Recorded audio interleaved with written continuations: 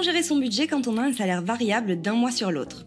C'est quelque chose qui se fait en plusieurs étapes. Étape numéro 1, calculer tes dépenses minimum mensuelles. C'est-à-dire poser dans ton budget tes charges fixes mensuelles qui incluent les courses et l'essence et les provisions à faire pour tes charges annuelles comme les régulations de factures par exemple. En gros, c'est tout l'argent que tu vas devoir sortir quoi qu'il arrive. Ça, c'est ce qui va te permettre dans un premier temps de voir si ton salaire minimum couvre tes dépenses minimum. Si c'est pas le cas, ça veut dire que tu devras faire une provision les mois les mieux payés pour compenser les mois les moins bien payés. Étape numéro 2, faire un vrai travail de priorisation des épargnes et des charges variables. Ici, tu vas lister tes différentes catégories d'épargne et de dépenses variables et leur donner un ordre de priorité. Comme ça, quand tu vas poser ton budget chaque mois, tu vas rapidement savoir quelle catégorie tu dois remplir en priorité en fonction de ton salaire.